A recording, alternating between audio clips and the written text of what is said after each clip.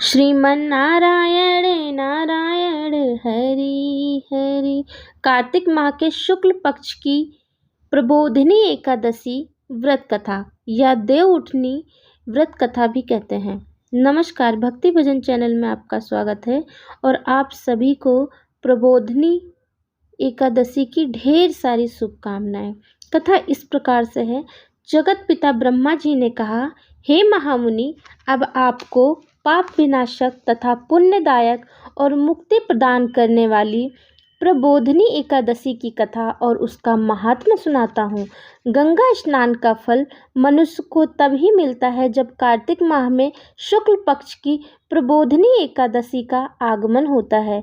इस एकादशी उपवास का पुण्य फल 1000 अश्वमेघ यज्ञ और 100 राजसु यज्ञ के बराबर होता है।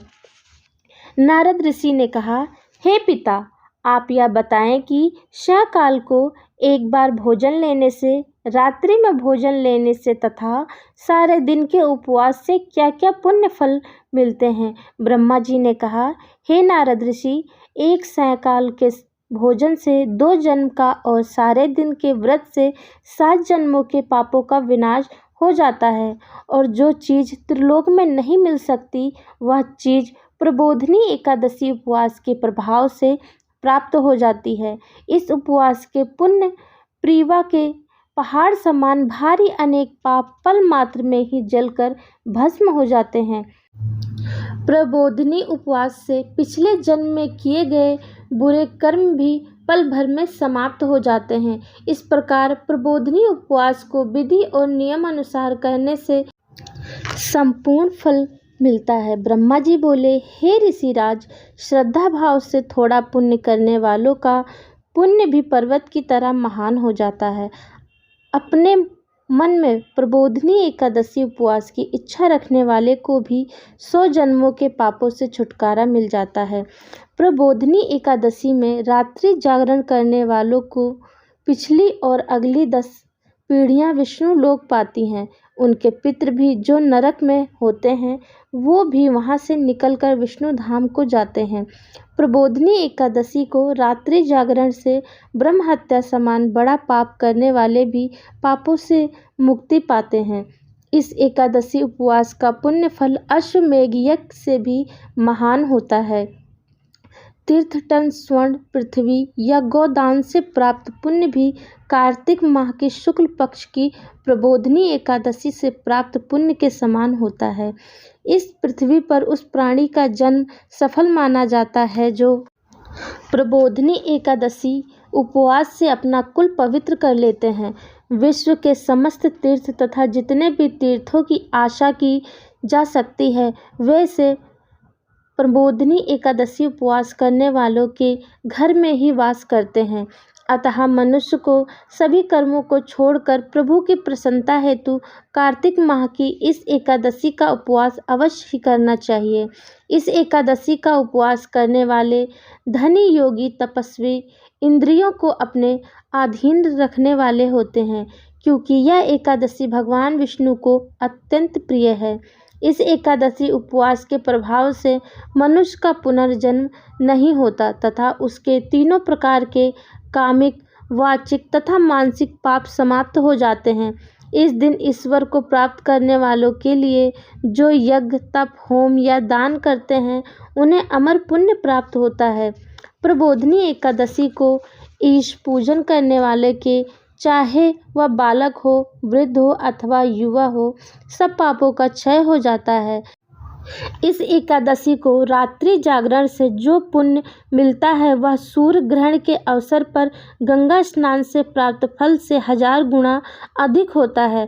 मनुष्य जन्म समय से लेकर अंत तक जो भी पुण्य पाता है वह प्रबोधिनी एकादशी के उपवास से प्राप्त पुण्य के समक्ष बहुत ही कम है। प्रबोधिनी एकादशी उपवास को नहीं करने वालों के सारे पुण्य फलों का क्षय हो जाता है। अतः हे ऋषि नारद, आपको भी नियमानुसार विष्णु पूजन करना चाहिए। कार्तिक माह में धर्म आचरण करते हुए जो पराया अन्न नहीं खाते वे चंद्रायण उपवास का फल पाते हैं। कार्तिक माह में प्रभु शास्त्र कथा सुनने से ज़्यादा प्रसन्न होते हैं। ना कि दान आदि करने से, तथा कार्तिक माह में ही जो थोड़ा सा या अधिक इस कथा का श्रवण करते हैं उन्हें 100 गोदान करने का फल मिलता है।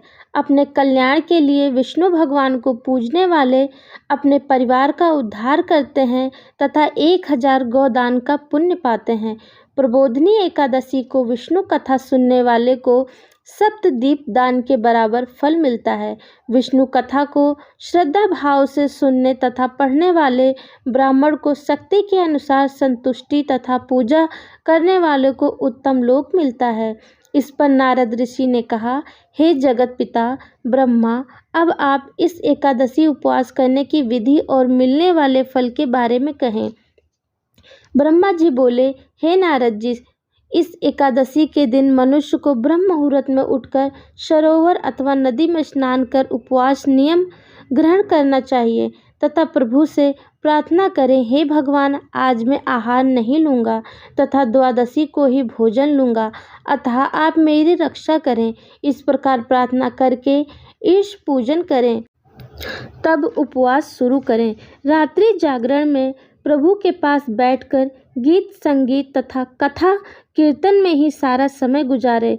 प्रबोधिनी एकादशी उपवास को उदारता से धूप पुष्प अगर आदि से विष्णु भगवान की पूजा करें। भगवान को अर्घ्य देने के लिए शंख जल का उपयोग करें। इसका फल तीर्थ दान से कई गुना अधिक होता है। अगस्त्य फूलों से प्रभु की पूजा करने वालों के समक्ष इंद्रदेव भी हाथ जोड़कर खड़े रहते हैं। कार्तिक मास में बिल्वपत्र से प्रभु का पूजन करने वाला भी मरणोपरांत विष्णु धाम पाता है। कार्तिक माह में तुलसी दल से भगवान की पूजा करने वाला 10,000 जन्मों के पापों से मुक्त हो जाता है। इसी मास में तुलसी के दर्शन करने वाला, स्पर्श करने वाला या ध्यान अथवा कीर्तन करने वाला, तुलसी का पौधा रोपित करने वाला या उसकी सेवा करने वाला 1000 कोटि काल तक विष्णु धाम में निवास करता है। तुलसी का पेड़ लगाने वाला व्यक्ति तथा उसके कुटुंबी महाप्रलय तक विष्णु धाम में ही रहते हैं। कदम पुष्प से प्रभु का पूजन करने वाला यमराज द्वारा किए जाने वाले पापों से मुक्त होकर अपनी समस्त मनोकामनाओं को पूरा करने में सफल होता है। कदम पुष्पों को प्रभु अन्य फूलों की अपेक्षा अधिक पसंद करते हैं। गुलाब के फूल से प्रभु की पूजा करने वाले मुक्ति मोक्ष पाते हैं। बकुल और अशोक के फूलों से प्रभु का पूजन करने वाले भी मुक्ति पाते हैं तथा अंत काल तक दुख रहित रहते हैं। सफ़ेद और लाल कनेर के फूलों से भगवान की पूजा करने वाले भी प्रभु की प्रसन्नता के हकदार होते हैं। दूर्वा दल से विष्णु भगवान का पूजन करने वाले भी पूजा का फल 100 गुना अधिक पुण्य प्राप्त करते हैं। शमी पत्र द्वारा भगवान के पूजक भयंकर यम पथ को बड़ी आसानी से पार कर लेते हैं। चंपक के फूलों से विष्णु प्रभु का पूजन करने वाले भवसागर में आवागमन के चक्र से मुक्ति पा जाते हैं। स्वर निर्मित केतकी का फूल प्रभु पर चढ़ाने वाले तो करोड़ों जन्मों के पाप दोषों से छूट जाते हैं। पीले और रक्तवर्ण के जैसे कमल के खुशबूदार फूलों से जो प्रभु वंदना करते हैं वे श्वेत दीप में स्थान पाते हैं। ऐसे ही रात्रि जागरण में प्रभु का पूजन करके अगले दिन शुद्ध जल की नदी में स्नान करें। तत्पश्चात प्रभु प्रार्थना करते हुए अपने ग्रह पर आकर भी प्रभु पूजन करना चाहिए। तब उपवास हेतु ब्राह्मणों को भोजन कराना चाहिए तथा मधुर वचनों से उनको विदा करते हुए उचित दक्षिणा भी प्रदान करें। तदुपरांत गो भोजन और दक्षिणा प्रदान कर गुरु का पूजन करें। तब ब्राह्मणों को भूयर्षि दक्षिणा देकर ही नियम का त्याग करें। रात्रि को ब्राह्मण को भोजन कराकर स्वर्ण मणित बैल का दान करें। रात्रि को स्नान करने वाले मधु और दही का दान करें। फल की आशा रखने वाले फल दान करें। तेल के स्थान पर घी और घी की बजाय दूध और अन्नों में चावल का दान कर दें। प्रबोधिनी उपवास काल में पृथ्वी पर सोने वाले को अन्य वस्तुओं सहित शैया भी दान में देनी चाहिए। मौन व्रत रखने वाले को स्वर्ण के साथ तिल भी दान करने चाहिए। कार्तिक माह में उपवास जूते नहीं पहनने वाले को इनका दान करना चाहिए। कार्तिक माह में नमक का त्याग करने वालों को शक्कर का दान बतलाया गया है। प्रतिदिन देवालय में दीप जलाने वाले को घी तथा बाती वाला तांबे या स्वर्ण का दीप दान करना अनिवार्य है। चतुर्मास उपवास काल में किसी भी वस्तु का त्याग करने वालों को 10 दिन के पश्चात ही उस वस्तु को पुनः ग्रहण करना चाहिए। प्रबोधिनी एकादशी उपवास को नियमानुसार और विधिपूर्ण संपन्न करने वाला इस जीवन में अनेक सुख पाता है और मरणोपरांत उसे देवलोक प्राप्त होता है। चातुर्मास्य उपवास को विघ्न रहित संपूर्ण करने वाला अंत में भवबंधन से मुक्त हो मोक्ष पाता है। उन्हें दोबारा जन्म नहीं मिलता। जिन व्रतधारियों का व्रत खंडित हो जाता है उन्हें निसंकोच इस व्रत को पुनः प्रारंभ कर देना चाहिए। जो मनुष्य इस प्रबोधिनी एकादशी के महात्म को सुनते व पढ़ते हैं उन्हें अनेकों गोदान का फल मिलता है।